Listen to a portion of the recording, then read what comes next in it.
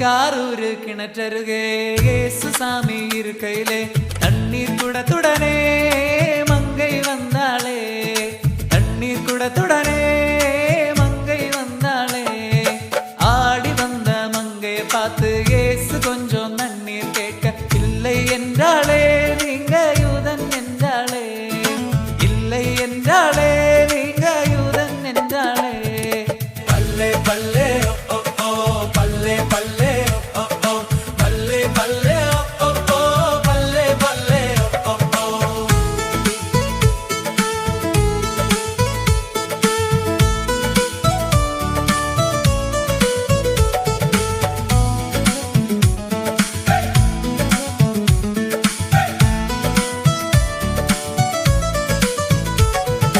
தாகம் தீர்க்கும் தண்ணீர் அல்ல, வாழ்வு அளிக்கும் நீரை தர்ற ஐயா தந்திடுமே, அவளும் கேட்டாளே, ஐயா தந்திடுமே என்று அவளும் கேட்டாளே.